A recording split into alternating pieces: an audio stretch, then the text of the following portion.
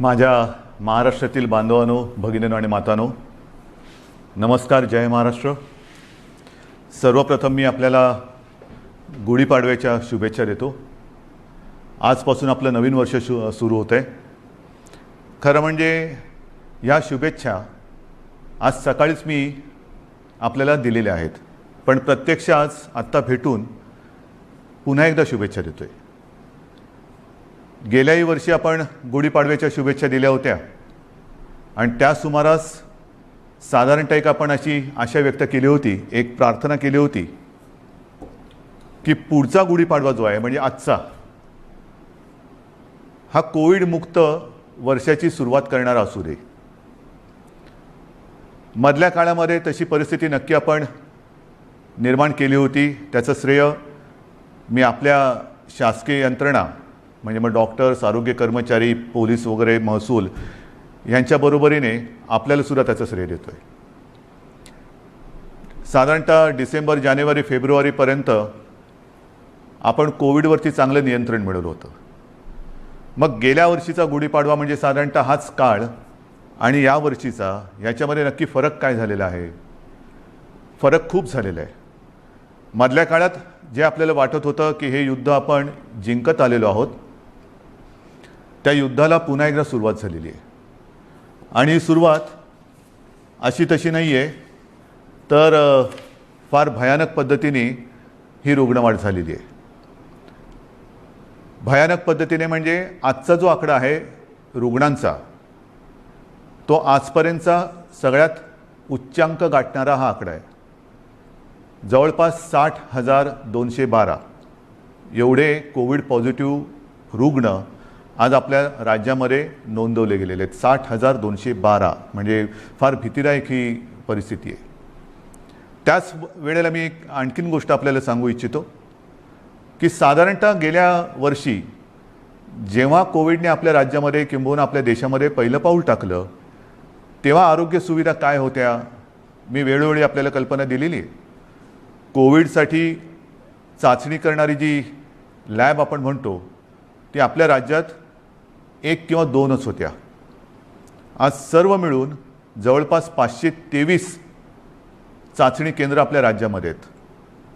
आता तुम्ही म्हणाल तुम्ही 523 सुरू केलेत, ते केलेलीच आहेत, पण तरी देखील चाचणीसाठी आणि चाचणीचे रिपोर्ट यायला उशीर लागतोय. कारण सरळ आहे की आता त्या वाढवलेल्या सुविधासुद्धा आपल्याला अपुऱ्या पडायला लागलेल्या आहेत. प्रत्येक गोष्टीची एक क्षमता असते, त्या क्षमतेपेक्षा अधिक भार जर कोणत्याही यंत्रणेवरती पडला किंवा टाकला तर साहजिकच आहे काही काळ हे असं चालत राहील आणि मग काही काळानंतर ती यंत्रणा कोलमडून पडेल. आज आपल्या चाचणी केंद्रांवरती प्रचंड ओझं आलेलं आहे. रोजच्या रोज आपण चाचण्यांची संख्या वाढवतो आहोत. साधारणतः 85,000 करत होतो, ते आता 2.25 लाखापर्यंत गेलेले आहे. अजूनही वाढवतो आहोत.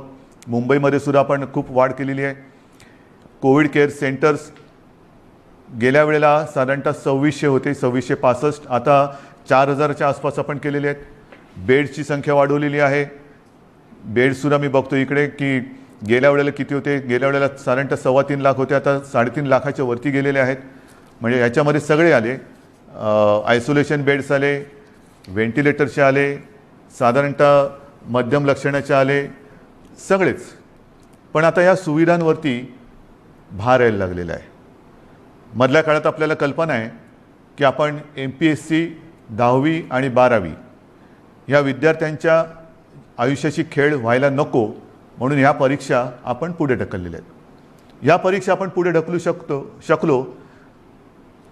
कोविडची लाट कमी झाल्यानंतर ते आपण घेऊ शकतो, पण आपली जी परीक्षा सुरू आहे ती परीक्षा मात्र आपण पुढे ढकलू शकत नाही. माझे तर म्हणणे लवकरात लवकर त्याच्यामध्ये आपल्याला उत्तीर्णच व्हावंच लागेल.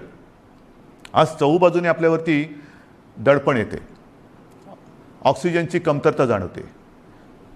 मी मुद्दामून आपल्याला हे सांगतोय याचं कारण की मी गेले काही दिवस समाजातील प्रत्येक घटकाला सोबत घेण्याचा प्रयत्न करतो आहे, त्यांच्याशी चर्चा संवाद करण्याचा प्रयत्न करतो आहे, सगळ्यांचं एकमत करण्याचा प्रयत्न करतो आहे.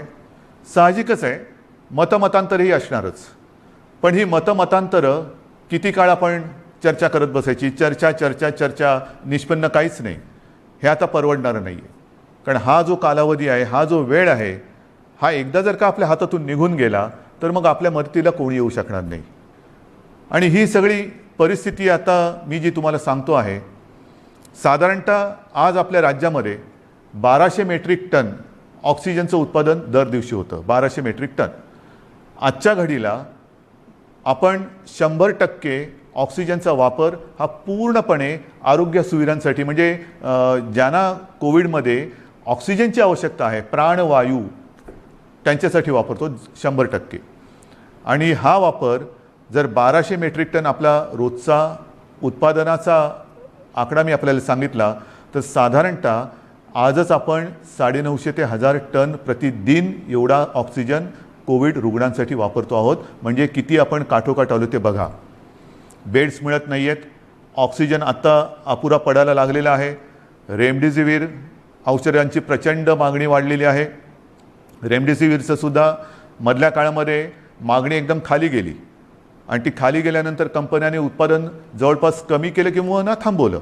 अचानक मागणी वाढली आणि मागणी वाढल्यानंतर हे औषध पुन्हा तयार करायला साधारणतः त्याला, हे त्यांच्या शब्दात जे मला थोडंफार कळतं आहे, समजतं ते मी तुम्हाला सांगतो आहे, की ते औषध मॅच्युअर व्हायला 2 ते 3 आठवडे लागतात.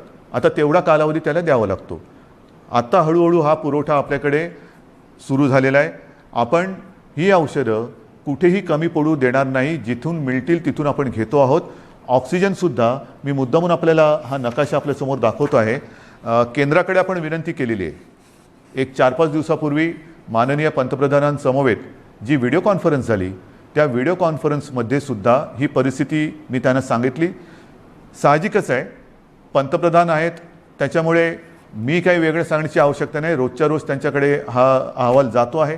रुग्णसंख्या किती आहे, एकही रुग्णसंख्या किंवा मृत्यू आपण लपवत नाही आहोत, हे तर तुम्हाला पहिल्यापासून माहिती आहे. पारदर्शकपणाने सगळ्या गोष्टीला तोंड देतो आहोत, धाडसाने तोंड देतो आहोत, हे महत्त्वाचं आहे. काही लपवत नाही आहे. आणि म्हणून मी त्यांना विनंती केली की पंतप्रधान महोदय, की आम्हाला आत्ताची जी काय परिस्थिती आहे ती पाहिल्यानंतर येत्या काही काळामध्ये ऑक्सिजनची आवश्यकता लागणार आहे. आमच्या इथे जे कारखाने आहेत किंवा जे उद्योग आहेत त्यांना मी विनंती केलेली आहे, त्यांनी तसं कबूल केलेलं आहे. त्यांच्या क्षमतेप्रमाणे ते आपल्याला ऑक्सिजन द्यायला त्यांनी सुरुवातही केलेली आहे. पण तरी देखील आपल्याला अधिकचा जो ऑक्सिजन लागणार आहे तो आम्हाला इतर राज्यातून आणण्यासाठी परवानगी द्या आणि ती वाहतूक सोयीस्कर होईल याच्यासाठी सुद्धा मदत करा. आता हे त्यांना सांगितल्यानंतर साधारणतः हा नकाशा बघा. ह्या नकाशामध्ये कुठून कुठून ऑक्सिजन आणण्यासाठी आपल्याला त्यांनी परवानगी दिलेले ते आपल्याला कळेल. विशेषतः ही जी राज्य आहेत ईशान्येकडची, ही किती 1000 किलोमीटरवरती आहेत, किती शेकडो किलोमीटरवरती. म्हणजे इतर राज्यातून जर का ऑक्सिजन आणायचं झाला तर त्यालाही यायला किती वेळ लागणार आहे हे सुद्धा आपल्याला माहिती असणं गरजेचं आहे. म्हणजे हा एकदम शेवटचा जो आहे पश्चिम बंगालमधला आहे, तो 1300 किलोमीटरवरती. म्हणजे असे खूप काही शेकड्यापासून, म्हणजे काही आपल्या राज्यात आहेत, परंतु इतर राज्यांमध्ये सुद्धा जे कारखाने किंवा ऑक्सिजन उत्पादक आहेत त्यांच्याकडनं आपल्याकडे ऑक्सिजन यायला रस्त्याने आणि रोजचा किती येणार, किती आणणार, सुरळीत पुरवठा आपल्याला पाहिजे. आणि त्याच्यासाठी मी माननीय पंतप्रधानांना काही विनंत्या करतो आहे. त्या बाकीच्या तर मी आपल्याकडे सांगतोच, पण एक विनंती मी त्यांना करतो आहे, ज्याच्याबद्दल मी अधिकृत पत्र पण लिहितो आहे, की ही रस्त्याने आता ऑक्सिजन आणेपर्यंत आमच्याकडे फार विचित्र परिस्थिती निर्माण झालेली आहे. मला कल्पना नाही असं करता येणं शक्य आहे का. असेल तर आपल्याला लष्करी तज्ज्ञांची मदत घेऊन जर हवाई वाहतुकीने आमच्याकडे ऑक्सिजन आणू शकलो आपण आणि आणू शकत असू तर कृपा करून आम्हाला नुसती परवानगी नाही तर एअरफोर्सला सांगून आम्हाला मदत करायचे तसे आदेश द्या. एवढी निकड आता आपल्याला ऑक्सिजनची लागलेली आहे. कारण तुम्हाला मी हा नकाशा दाखवला. आपल्याकडनं टँकर जाणार, तिकडनं ते भरणार, त्याच्याकडनं ते आपल्याकडे येणार. कदाचित तिथे जरी टँकर्स मिळाले तरी तिथे ते टँकर भरले जाणार आणि आपल्याकडे येणार. पुन्हा इकडे आणून एका वेळेला किती आणणार, आणखीन ऑक्सिजन लागणार. मग रोजची ही वाहतूक आपल्याला सुरू ठेवावी लागणार. रोज आपल्याला ऑक्सिजनचा हा पुरवठा लागणार आहे, रोज आपल्याला रेमडेसिवीरचा पुरवठा लागणार आहे. आणि ही सगळी परिस्थिती बघितल्यानंतर मग मात्र आपल्याला ही आपत्कालीन परिस्थिती आहेच ही धरून हवाई वाहतुकीने लष्कराच्या मदतीने सुद्धा जर करता येणं शक्य असेल तर कृपा करून तशी मदत आम्हाला करावी अशी विनंती मी आपल्या माध्यमातून सुद्धा, म्हणजे आता या फेसबुक लाईव्हच्या माध्यमातून आणि मी स्वतः व्यक्तिगत फोनही करीन आणि पत्रसुद्धा लिहितो आहे. तर ही एक मागणी आहे.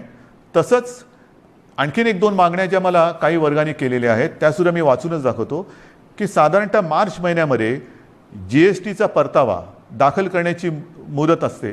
ती मुदत लघु आणि मध्यम उद्योजकांसाठी आणखीन 3 महिन्यांनी वाढवावी अशी मी विनंती माननीय पंतप्रधानांना करतोय की आता हे सगळे संकटातच आहोत आपण. हे संकट ही आपत्ती आहे. या आपत्तीमध्ये आपणच यांना सांभाळून घ्यायला पाहिजे. कारण इतर वेळेला अर्थचक्र चालवणारी हीच लोक आहेत. उद्योगधंदे राहिले पाहिजेत, रोजीरोटी राहिली पाहिजे, नाहीतर मग जगायचं कशासाठी. तर त्यांना थोडासा एक आधार देण्यासाठी GSTचा जो एक परतावा आहे तो त्याला 3 महिन्यांनी तरी किमान मुदतवाढ द्यावी अशी मी माननीय पंतप्रधानांना विनंती करतो आहे. नंतर जसे आपण बघत असतो की भूकंप होतो, काही वेळेला अतिवृष्टी होते, पूर येतो, मग ती नैसर्गिक आपत्ती आपण जाहीर करतो. नैसर्गिक आपत्ती जाहीर केल्यानंतर मग त्याच्यामधले जे काही निकष असतात त्या निकषच्या अनुषंगाने आपण वैयक्तिक मदत ही करत असतो. तर ही सुद्धा एक नैसर्गिक आपत्ती आहे, ती तर आपण सगळ्यांनीच मानलेली आहे. पण ह्या नैसर्गिक आपत्तीमध्ये जसं इतर नैसर्गिक आपत्तीमध्ये जे निकष आपण लावतो आणि विशेषतः ज्यांची रोजीरोटी ही ह्याच्यामध्ये थोडीशी हल्लेली आहे म्हणा, किंबहुना जाण्याची शक्यता निर्माण झालेली आहे, त्यांच्या रोजीरोटीवरती गदा किंबहुना संकटात सापडलेली आहे, अशा लोकांना व्यक्तिगत मदत आपण काय करू शकतो ती मदतसुद्धा द्यावी अशी मी माननीय पंतप्रधानांकडे विनंती करतो आहे. याचं कारण असं की ही आपत्ती ही फार विचित्र आहे. याच्यावरती अजूनही म्हटलं तर औषध सापडलेलं तर नाहीच आहे, पण लस ही सापडलेली आहे. माननीय पंतप्रधानांनी सांगितलं की 11 ते 14 तारखेपर्यंत टीका महोत्सव करा. आहे, माझं तर म्हणणं केवळ 4च दिवस नाही, आमच्याकडे आम्ही लसीकरणाचा वेग हा मोठ्या प्रमाणात वाढवलेला आहे. पुन्हा मी त्या लस किती मिळते आणि किती ह्या राजकारणात जाऊ इच्छित नाही, पण लसीकरण हे वाढवावंच लागेल. लसीकरण का वाढवायचं तर लसीकरण केल्यानंतर ह्या लाटेतून बाहेर पडू का नाही. कारण लस दिल्यानंतर सुद्धा प्रतिकारक शक्ती यायला काही दिवस जावे लागतात. नक्कीच आत्ताची लाट ही प्रचंड मोठी आहे. या लाटेतून आपल्याला काही गोष्टी मी पुढे सांगणार आहेत त्या करूनच बाहेर पडावं लागेल. परंतु लसीकरण एवढ्यासाठी की लसीकरण केल्यानंतर तिसरी लाट, कारण जगामध्ये आता तिसरी लाट, चौथी लाट, पाचवी लाट ह्या अशा लाटामागून लाटा ह्या येत आहेत, हा अनुभव आहे. जसं ब्रिटननी काय केलं, 2.5 ते 3 महिने अत्यंत कडक निर्बंध लावले, लॉकडाऊन केला. पण दरम्यानच्या काळामध्ये त्यांनी संपूर्ण जनतेला, जवळपास काही टक्के जनता त्यांनी आता कव्हर केली, 50%हून जास्त झाली असेल जनतेला, त्यांनी वॅक्सिनेशनच्या माध्यमातून एक सुरक्षित केलं. लसीचा पहिला डोस देऊन टाकला आणि तो दिल्यानंतर आत्ताचं तिथलं जे चित्र आहे, हॉस्पिटलायझेशन बरंचसं कमी झालेलं आहे, मृत्यूदर हा घटलेला आहे. मग त्याच दिशेने, त्याच मार्गाने आपल्याला देखील जावं लागेल. आपल्याला येत्या काही काळात भरपूर प्रमाणामध्ये लसीकरण वाढवावं लागेल की जेणेकरून पुढची लाट आपण कदाचित थोपवू नाही शकणार, पण तिचा वेग हा मंदावू शकू. म्हणजे पहिली लाट आता जर का बघितलं आपण पाठीवळून बघताना, तर ह्या लाटेच्या तुलनेत ती लाट काहीच नव्हती. एवढी प्रचंड मोठी ही लाट आहे. अजूनही आपण पीकच्या जवळ गेलो आहोत की नाही कळायला मार्ग नाही आहे. रोजची रुग्णसंख्या वाढते आहे की कुठपर्यंत वाढेल सांगता येत नाही. एक वेगळेपण मी आपल्याला सांगतो की गेल्या वर्षीसुद्धा जेव्हा कोविडची सुरुवात झाली तेव्हा साधारणतः आपण एक चित्र समोर ठेवत असतो की आज एवढी रुग्णसंख्या आहे तर 15 दिवसानंतर रुग्णसंख्येत किती वाढ होईल, रुग्णवाढ किती होईल, महिन्याभरानंतर रुग्णवाढ किती होईल, आणखीन अशीच रुग्णवाढ राहिली, हाच वेग राहिला तर किती दिवसात किती रुग्णवाढ होईल. आणि मी आपल्याला सांगू इच्छितो, गेल्या वर्षी केवळ आपल्या आणि आपल्याच जिद्दीमुळे आणि आपल्या संयमाने, आपल्या सहकार्यामुळे जे काही चित्र आपल्याला दाखवलं गेलं होतं तेवढी लाट आपण येऊ दिली नव्हती. त्यापेक्षा कितीतरी खाली आपण कोविडला ठेवला होता. म्हणजेच काय, आपण एकदा हे करून दाखवलेलं आहे. होय, एकदा आपण हे करून दाखवलेलं आहे, कोविडवरती नियंत्रण मिळवून दाखवलेलं आहे. मात्र यावेळीची जी लाट आहे ती लाट आणि जे काही चित्र समोर रुग्णवाढीचं ठेवलं जाते ते जवळपास येते. म्हणजे जी अपेक्षित रुग्णवाढ 15 दिवसांनी किती होईल, महिनाभरानंतर किती होईल, हे जे काय सांगितलं जाते ते चित्र हे यावेळेचं जवळपास सारखं आहे. गेल्या वेळेला जेवढी आपण आरोग्य सुविधा वाढवली ही आरोग्य सुविधा नाही म्हटलं तरी तोकडी पडताना आपल्याला आता दिसते, आपण अनुभवतो आहोत. पण म्हणून आपण काही स्वस्त नाही बसलेलो, आपण हातपाय गाळून अजिबात बसलेलो नाही, बसणारच नाही. जिद्दीने आपण लढणार आणि जिंकणारच, जिंकायचंच ही जिद्द घेऊनच आपण युद्ध लढतो आहोत. आज सुद्धा मी जे काय आपल्याला सांगणार आहे ते का पाहिजे. एक तर ही रुग्णवाढ भयावह आहे, भीतीदायक आहे. ऑक्सिजनचा उपयोग आपल्याला जास्त करावा लागतोय कारण तेवढी रुग्णसंख्या वाढते. ऑक्सिजनची कमतरता ही आता जाणवायला लागलेली आहे, औषधांची कमतरता ही जाणवायला लागलेली आहे, रुग्णशय्यांची कमतरता ही आता दिसायला लागलेली आहे. आपण येत्या काळामध्ये पुन्हा एकदा आरोग्य सुविधा आणखीन वाढवतो आहोत. मुंबईत वाढवतोय, विदर्भात वाढवतोय, पुण्यात वाढवतोय, सगळीकडे वाढवतो आहोत. जिथे जिथे जे जे करता येणं शक्य असेल ते ते आपण सगळे मिळून करतो आहोत. मग तिकडे ऑक्सिजनचे बेड्स वाढवायची आवश्यकता असेल तर ते वाढवतो आहोत, व्हेंटिलेटर्स वाढवण्याची आवश्यकता असेल तर ते वाढवतो आहोत, आयसोलेशन बेड्स वाढवण्याची आवश्यकता असेल ते वाढवतो आहोत, क्वारंटाईन वाढवण्याची आवश्यकता असेल ते वाढवतो आहोत. पण हे एकतर्फी झालं. एकतर्फी म्हणजे असं की त्याला अजून दोन गोष्टी आहेत. ही आरोग्य सुविधा वाढवल्यानंतर प्रत्यक्ष उपचार करण्यासाठी आपल्याला डॉक्टर्स लागणार. डॉक्टर्ससाठी सुद्धा आपले प्रयत्न चालू आहेत. आत्ता नवीन जे विद्यार्थी आपले उत्तीर्ण झालेले आहेत त्यांना आपण आवाहन करतो आहोत की तुम्ही पण या, त्यांचीसुद्धा आपण आरोग्याची काळजी घेणार आहोत, त्यांनासुद्धा आपल्यासाठी आपल्यासोबत घेणार आहोत. त्याचबरोबरीने मी जसं गेल्या वर्षी एक आवाहन केलं होतं की निवृत्त झालेले काही डॉक्टर्स किंवा डॉक्टर कधी तसे निवृत्त होतच नाहीत, पण परिचारिका असतील, आरोग्य कर्मचारी असतील, त्यांनासुद्धा मी आवाहन करतो आहे की तुम्हीसुद्धा पुन्हा एकदा ह्या महाराष्ट्रावरती कोसळलेल्या नैसर्गिक संकटात मदतीला, नुसतं मदतीला नाही मी म्हणत, लढायला पुढे या, लढण्यासाठी पुढे या. सर्व स्वयंसेवी संस्था आहेत, सेवाभावी संस्था आहेत, व्यक्ती आहेत, त्यांनासुद्धा मी आवाहन करतो आहे की आता वेळ आलेली आहे, तुम्हीसुद्धा या. जे जे आपण करता येणं शक्य असेल आणि जे जे तुम्ही करू शकाल ते ते करण्यासाठी आणि हे युद्ध जिंकण्यासाठी तुम्ही सरकारच्या सोबत या. बांधवांनो आणि भगिनीनो, ही उणीधुणी काढण्याची वेळ नाही आहे. मी गेल्याही वेळेला सांगितलं होतं, सर्व राजकीय पक्षांना पुन्हा एकदा आवाहन करतो आहे की उणीधुणी काढत बसू नका. आता जर का उणीधुणी काढत बसलो तर महाराष्ट्र आपल्याला माफ नाही करणार. राजकारण आपण वृत्तपत्रात वाचलं की माननीय पंतप्रधानांच्या समवेत झालेल्या व्हिडिओ कॉन्फरन्समध्ये सुद्धा मी त्यांना हीच विनंती केली की देशातील सर्व प्रमुख राजकीय नेत्यांना एकत्र बोलून व्हिडिओ कॉन्फरन्सच्या माध्यमातून सर्वांना सांगा की आत्ता राजकारण बाजूला ठेवा. हे फार मोठं संकट आहे. आपण एकत्र येऊन जर का लढलो नाही, जर आपण याला साथ म्हणत असू तर आपण सुद्धा एक साथ आलो पाहिजे, एक साथ लढलं पाहिजे, तरच या साथीवरती आपण विजय मिळवू शकतो. आणि म्हणून ही सगळी परिस्थिती आपल्याला सांगितल्यानंतर नाईलाजाने मला काही गोष्टी ह्या थोड्याशा बंधनात्मक आपल्याला कराव्या लागणार आहेत. आणि मला खात्री आहे की हे जे निर्बंध आपण लावतो आहोत हे केवळ आणि केवळ आपल्यासाठी आहेत. मला आनंद होतोय असं कृपा करून समजू नका. मी गेले महिनाभर साधारणतः याची कल्पना देत आलेलो आहे की असं नाही झालं तर काय होईल, तसं नाही झालं तर काय होईल. आपण तसं म्हटलं तर बराचसा वेळ चर्चेमध्ये आणि विचारविनिमयात घालवलेला आहे. आता मात्र कडक पावलं उचलण्याची आवश्यकता आणि ती वेळ तो क्षण आलेला आहे. मग काय करायचं. मी एकदम काही लॉकडाऊन असं म्हणत नाही आहे, पण काही निर्बंध हे साधारणतः त्या सदृश्य आहेत. कारण ही साखळी जर का तुटली नाही तर ही साखळी आपल्याला पूर्ण गुरफटून गुंबरवून टाकल्याशिवाय राहणार नाही. आपल्याला रोजीरोटी महत्त्वाची आहेच, त्याहीबद्दल मी बोलणार आहे. पण रोजीरोटीच्या बरोबरीने आधी जीव वाचवायला पाहिजे. जीव वाचलं तर सगळं काही आहे.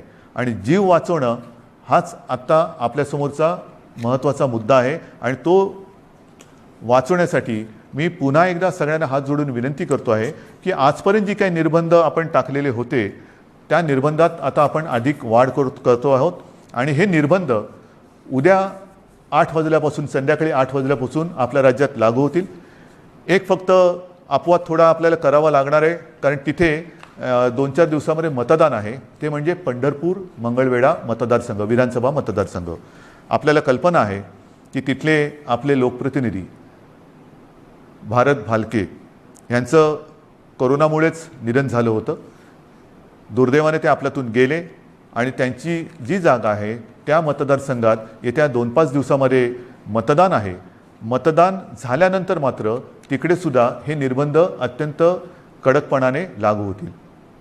म्हणून मी थोडंसं माझ्या आणि आपल्या सगळ्यांच्या मनाविरुद्ध असलं तरी ह्या काही गोष्टी आपल्याला सांगतो आहे.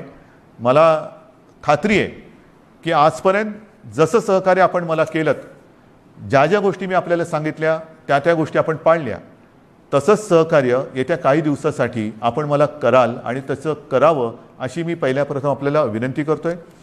काही निर्बंध मी आपल्याला वाचून दाखवतो आहे आणि बाकीचे सर्व निर्बंध जे आहेत, सगळे नियम आहेत, ते लवकरात लवकर हे प्रसिद्धी माध्यमाच्या माध्यमातून आणि आपल्या जी काही साईट आहे त्याच्यावरती अपलोड केले जातील की जेणेकरून सर्वांना अत्यंत स्पष्ट शब्दात त्याची कल्पना येईल. जे निर्बंध आहेत ते असे आहेत की उद्या संध्याकाळपासून आपण ब्रेक द चेन म्हणजे ही शृंखला तोडायची, आपल्याला तोडावीच लागेल. आणि ती तोडण्यासाठी आपण राज्यात 144 कलम लागू करतो आहोत. म्हणजेच आजपर्यंत ही दिवसा जमावबंदी आणि रात्री संचारबंदी असं होतं, कधी रात्री जमावबंदी करत होतो. आता मात्र आपल्याला पुढचे किमान 15 दिवस राज्यामध्ये संचारबंदी लागू करावी लागत आहे. अनावश्यक येणं जाणं हे आपल्याला आता पूर्ण बंद, मी टाळणं म्हणत होतो, आता ते पूर्ण बंद करावं लागणार आहे. कोणत्याही व्यक्तीला अतिआवश्यक काम किंवा योग्य कारण नसेल तर घराबाहेर आपण आता पडू द्यायचं नाही आहे. मी तर विनंती करतो आहे की हे मी नियम सांगतो आहे, पण मला आपल्याकडनं उलटं पाहिजे की जसं एक शब्द आहे जनता कर्फ्यू, जनता ठरवते की नाही आम्हीच आता हे करणार किंवा हे करणार नाही, तसं तुम्ही ठरवायचं आहे की नाही ना आता तसं अनावश्यक काही काम आणि आहे ना बाहेर संकट, तर मग मीच कारण नसताना घराबाहेर पडणार नाही. मी आता कोरोनाला मदत करणार नाही, मी सरकारला मदत करणार, मी माझ्या नागरिकांना मदत करणार. आपल्याला आता प्रत्येकाने ठरवलं पाहिजे की कोणाला मदत करायची, कोरोनाला मदत करायची की कोरोना विरुद्ध लढणाऱ्या सरकारला आणि माझ्या माता भगिनींना आणि बांधवांना मदत करायची. हा निर्णय आता ज्यांनी त्यांनी घ्यायचा आहे की कोरोनाला मदत करणारे कोण आहेत आणि कोरोना विरुद्ध लढणारे कोण आहेत, कोरोना दूत कोण आहेत आणि कोविड योद्धे कोण आहेत, हे आता आपल्याला आता कळणार आहे.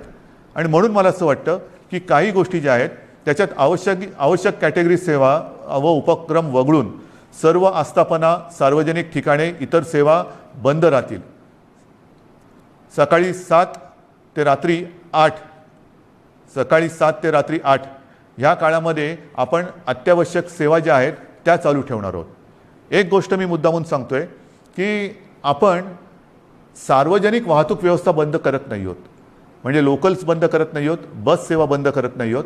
मात्र त्या केवळ आणि केवळ अतिआवश्यक कामासाठीच वापरल्या जातील. आणि त्यातून त्या चालू का ठेवतोय तर जीवनावश्यक सेवा सुविधा देणारा जो कर्मचारी वर्ग आहे त्याचं येणं जाणं, कारण त्या जर का बंद पडल्या म्हणजे पाणी आहे, आपले सफाई कामगार आहेत, त्यांना कुठेही तसं आपण सांगू शकत नाही वर्क फ्रॉम होम, घरी राहा आणि शहर स्वच्छ करा, घरी राहा आणि शहराचा पाणी पुरवठा सुरळीत ठेवा. नाही, त्यांना संकट असो वा नसो आपल्यासाठी, आपल्याला सेवा सुविधा देण्यासाठी रोज कामावर यावंच लागणार आहे. आणि म्हणून त्यांची ये जा ही सुलभतेने व्हावी म्हणून आपण पब्लिक ट्रान्सपोर्ट हे चालू ठेवतो आहोत. आणि त्याच्यामध्ये सुद्धा आवश्यक कॅटेगरी कोणती धरलेली आपण साहजिकच आहे, रुग्णालय आहेत, दवाखाने आहेत, वैद्यकीय विमा, औषधी कंपन्या, औषधी दुकाने, वैद्यकीय सेवा देणारे काही डीलर्स आहेत, वाहतूक सप्लाय चेन आहे, लस उत्पादक व वाहतूक करणारे, कारण लस उत्पादक त्यांच्यासाठी वायल्स लागतात, त्यांचे कारखाने उघडे राहतील, त्यांची वाहतूक ये जा करणारे वाहन आहेत ती चालू राहणार आहेत. मास्क, जंतुनाशक उत्पादक, वितरक, वैद्यकीय कच्चा माल सगळे. त्याचप्रमाणे जनावरांशी जे संबंधित आहेत म्हणजे आपले कृषीची जनावरं आली, शहरामध्ये आपले ज्याला आपण पाळीव प्राणी म्हणतो त्यांच्या संबंधितली दुकानं, त्यांची दवाखाने हे उघडे राहतील. शीतगृहे, वेअरहाऊसिंग, हवाई वाहतूक, रेल्वे, बस, ऑटो, विविध देशांची राजनैतिक कार्यालय. नंतर तोंडावरती पुन्हा पावसाळा आलेला आहे. एप्रिल तर अर्धा गेला, येत्या 1.5 महिन्यामध्ये पाऊस येणार. पावसाळ्याची जी काही कामं आहेत ती पावसाळी पूर्वच करावी लागतात. तर ती पावसाळ्यासाठीची पावसाळीपूर्वीची जी कामं आहेत ती सगळी चालू राहतील. त्याच्यानंतर बँक्स, रिझर्व्ह बँक इंडिया आणि त्यांच्याशी संबंधित सगळे सेबीने मान्यता दिलेली कार्यालये, दूरसंचार सेवा व त्यांच्याशी संबंधित देखभाल व दुरुस्ती करणारे, ह्या सगळ्या गोष्टी, ई कॉमर्स असेल, ह्या सगळ्या आहेत. त्याच्यानंतर अधिस्वीकृतीधारक पत्रकार, त्यांनासुद्धा आपण त्यांना मुभा दिलेली आहे जाण्या येण्याची. पेट्रोल पंप चालू राहतील, पेट्रोलियम उत्पादन आहेत, कार्गो सेवा, डेटा सेंटर्स, IT सेवा, शासकीय व खाजगी सुरक्षा मंडळं, ह्या सगळ्या गोष्टी ह्या आपण चालू ठेवतो. हे आहेत, बऱ्याच गोष्टी आहेत. त्याची संपूर्ण मी आता वाचत नाही आहे, पण ह्या गोष्टी ह्या प्रसिद्धी माध्यमाच्या माध्यमातून आपल्याकडे येतील, त्याबरोबर आता अपलोड पण केल्या जातील. तेवढ्या आणि तेवढ्याच चालू राहतील. बाकीची कृपा करून मी आपल्याला विनंती करतो आहे की ह्या सेवा किंवा इतर काही आपली वाहतूक आहे ती बंद राहणार आहे. बांधकामामध्ये सुद्धा आणि इतर जे काही उद्योग आहेत त्यांनासुद्धा मी सांगतो आहे की तुम्हीसुद्धा जिथे जिथे तुमच्या साईट्स आहेत, एक तर त्या साईटवरती तुमच्याकडे सुविधा असेल तर तुमच्या कर्मचाऱ्यांची सोय तिथल्या तिथे करा. त्यांना उगाचच तिथून त्यांच्या घरी, त्यांच्या घरातून तिथे, म्हणजे कोविडची ये जा जशी व्हावी तशी त्यांची ये जा होऊ देऊ नका. त्यांच्या माध्यमातून कुठे कोविड पसरू देऊ नका. त्यांच्या आरोग्याची खबरदारी घ्या. जर का करायची तुमच्या कॅम्पसमध्ये सुविधा नसेल, पण काही उद्योग असे आहेत की त्यांनी त्यांच्या कर्मचाऱ्यांची एक वसाहतच वसवलेली आहे, ठीक आहे, तो कारखान्यात येईल, तिथून त्याच्या वसाहतीत जाईल, तिथून पुन्हा इकडे. एवढ्यापुरतं वाहतुकीची व्यवस्था तुम्ही करू शकत असाल तर तुमचा उद्योग चालू ठेवायला काही हरकत नाही आहे. आपल्याला अनावश्यक सगळ्या गोष्टी, सगळी ये जा ही थांबवायची आहे. म्हणून कृपा करून अनावश्यक गोष्टी ज्या आहेत त्या टाळायला पाहिजे. आता हॉटेल्स, रेस्टॉरंट यांनासुद्धा आपण त्यांच्यावरती पूर्वीप्रमाणेच निर्बंध असतील आणि टेक अवे व होम डिलिव्हरी एवढंच करता येईल. कर्मचाऱ्यांना लसीकरण आता हे बंधनकारक आहे. रस्त्यावरच्या खाद्य विक्रेत्यांना सुद्धा त्यांना आपण का परवानगी देतोय की अनेक गोरगरीब असे आहेत की ज्यांच्याकडे एकेका खोलीत ते 5-5, 7-7, 8-8 लोक राहतात. एका खोलीत एवढे लोक राहतात, त्यांच्याकडे स्वयंपाकघराची सोय नाही, मग बाहेर त्यांना खावं लागतं. आणि मग ते खाणार कुठे? जर रेस्टॉरंट्स आणि इतर ज्या काही गोष्टी आहेत त्यांना आपण टेकअवे घरी पार्सल नेण्यासाठी परवानगी देत असू, तर रस्त्यावरच्या खाद्य विक्रेत्यांना सुद्धा सकाळी 7 ते रात्री 8 ह्या वेळेमध्ये तिथल्या तिथे नाही, त्यांनी सुद्धा ते पॅक करून जो कोणी गोरगरीब येईल त्याला ते देण्याची व्यवस्था करावी. आपल्याला गर्दी टाळायची आणि अनावश्यक वाहतूक तर नाहीच पाहिजे. ह्याच्यामध्ये आवश्यक सेवेसाठी लागणारे उत्पादन करणारे उद्योग हे पूर्ण क्षमतेने चालू ठेवण्यात येतील आणि या उत्पादनांची निर्यात करणारे उद्योगसुद्धा चालू ठेवण्यात येतील. आपल्याला या सगळ्या गोष्टींची मी कल्पना देतो आहे. आता हे झाल्यानंतर काही गोष्टी अशा आहेत की बाबा हे सगळं तुम्ही निर्बंध सांगितले, मग आमच्यासाठी तुम्ही काय करणार? रोजीरोटीचं काय? मी मगाशी आपल्याशी बोलताना बोललो की माननीय पंतप्रधानांना आपण सांगतो की नैसर्गिक आपत्तीत व्यक्तिगत लाभ जसे आपण देऊ शकतो त्या अनुषंगाने काही लाभ ह्या नैसर्गिक आपत्तीत द्यावे अशी माझी विनंती आहे. मात्र राज्य सरकार म्हणून अन्न सुरक्षा जी आपली योजना आहे त्या योजनेअंतर्गत जे सगळे लाभार्थी आहेत, ह्या लाभार्थ्यांना प्रति व्यक्ती 3 किलो गहू आणि 2 किलो तांदूळ याप्रमाणे 1 महिना आपण आता मोफत धान्य देणार आहोत पुढच्या 1 महिन्यासाठी. म्हणजे कुठेही आपण त्यांची कदाचित रोजी ही मंदावली असेल पण रोटी थांबू देत नाही आहोत. त्यांच्यासाठी अन्नधान्याची व्यवस्था आपण करतो आहोत आणि याच्यामध्ये नोंद केलेले जे आपल्याकडे लाभार्थी आहेत त्यांची संख्या साधारणतः 7 कोटी आहेत. म्हणजे 7 कोटी जे आपले नागरिक आहेत ह्या वर्गात मोडणारे, त्यांना आपण पुढच्या महिन्यामध्ये म्हणजे आजपासून जेव्हापासून ही बंधन उद्यापासून सुरू होतील 1 महिना प्रत्येकी 3 किलो गहू आणि 2 किलो तांदूळ याप्रमाणे 1 महिना मोफत आपण धान्य देणार आहोत. तसंच आपल्याला सर्वांना कल्पना आहे, सरकार आल्यानंतर आपण 10 रुपयात शिवभोजन थाळी ही गोरगरिबांसाठी सुरू करण्याची योजना जाहीर केली. ती जाहीर केली, योजना सुरू झाली आणि कोविड आला. मग काय करायचं?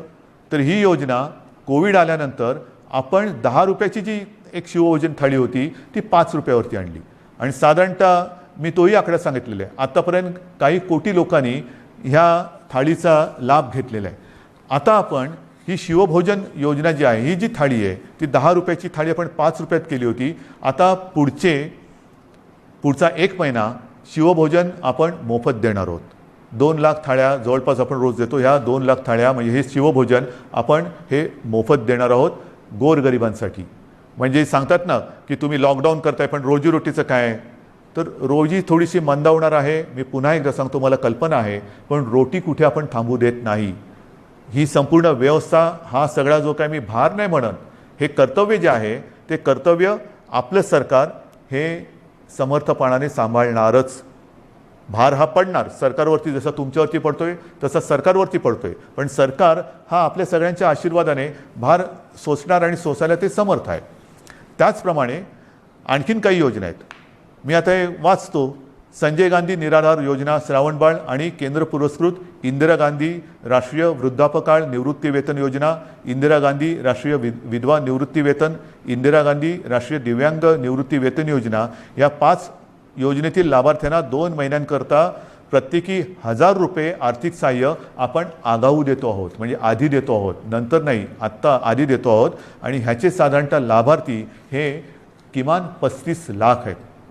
म्हणजे वरती मी जसं सांगितलं तुम्हाला की दारिद्र्य रेषेखालील कुटुंब आहेत, काही निराधार महिला आहेत, वयोवृद्ध आहेत, दिव्यांग आहेत, असंघटित क्षेत्रातील नागरिक आहेत, कामगार आहेत, रिक्षाचालक आहेत, आदिवासी समाज, यांच्यासाठी आपण 3 किलो गहू आणि 2 किलो तांदूळ ही योजना जाहीर केली. शिवभोजन आपण पुढचा महिनाभर मोफत देतो आहे.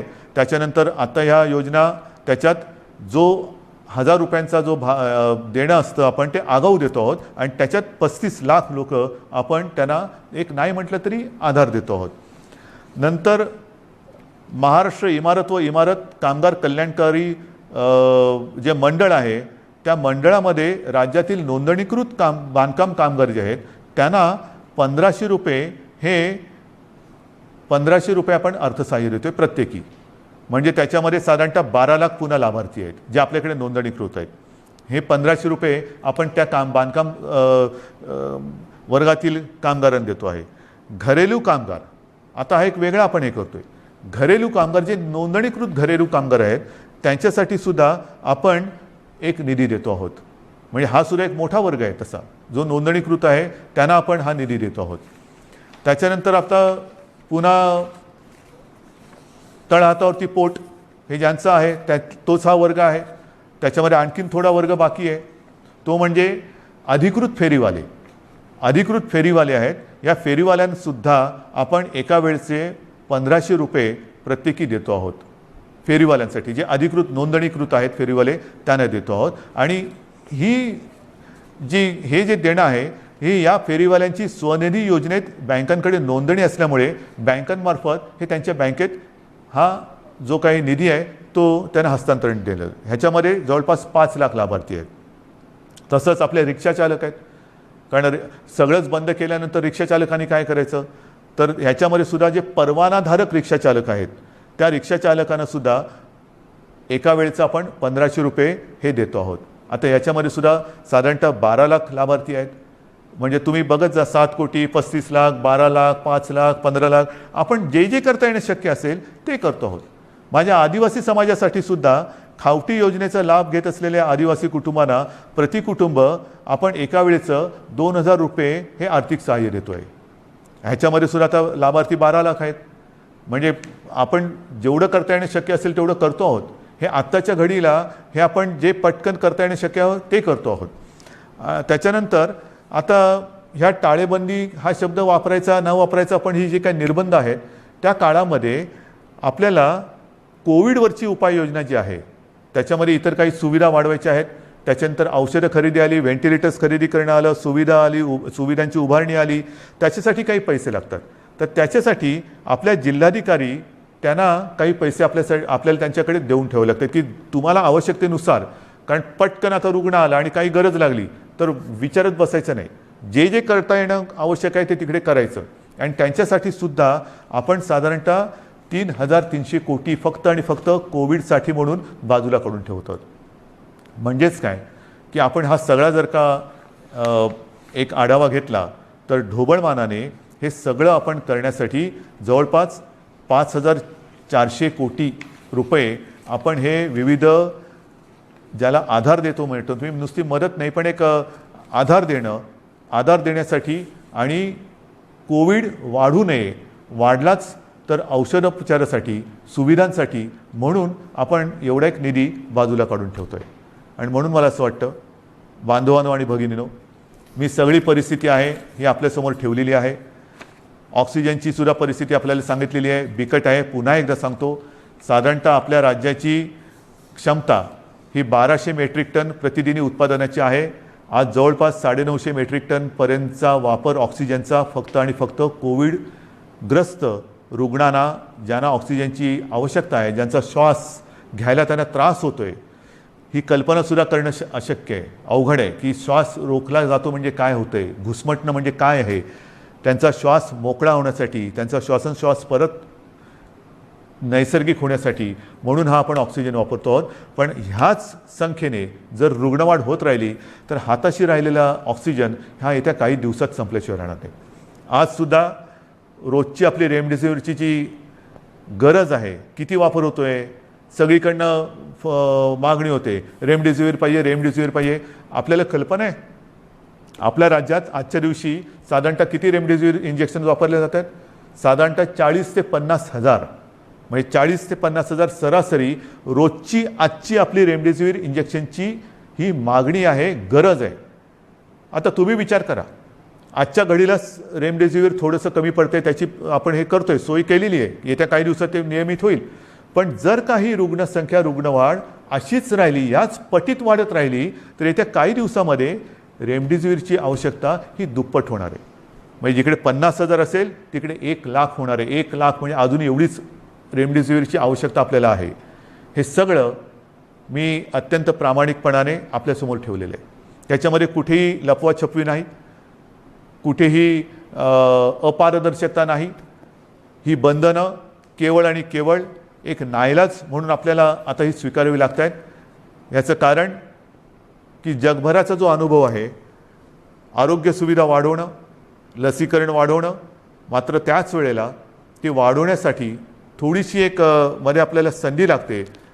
ती संधी आणि ही साखळी तोडण्यासाठी आपल्याला हे निर्बंध स्वीकारावे लागत आहेत. हे पूर्ण जगाने आता स्वीकारलेलं सत्य आहे. आणि म्हणून माझी आपल्याला हात जोडून विनंती आहे की ही बंधनं ही एकतर्फी टाकलेली नाही आहेत. ही बंधनं टाकण्यामागे जो उद्देश आहे तो केवळ आणि केवळ प्राण वाचवणे हाच एक उद्देश आहे. आनंददायी ही परिस्थिती नाही आहे, घाबरण्यासारखं सुद्धा तसं नाही आहे, कारण आपण समर्थपणाने ह्याचा मुकाबला करतो आहोत.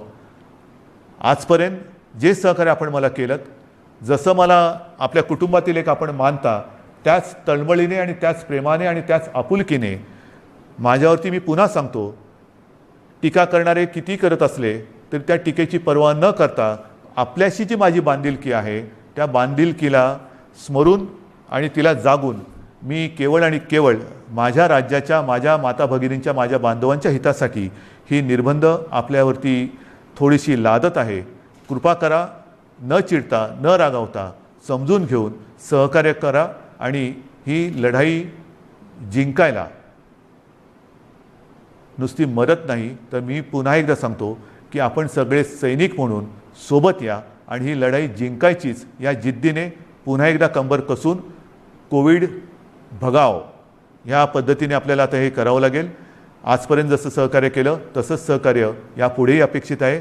सर्वांना धन्यवाद देतो. जय हिंद, जय महाराष्ट्र.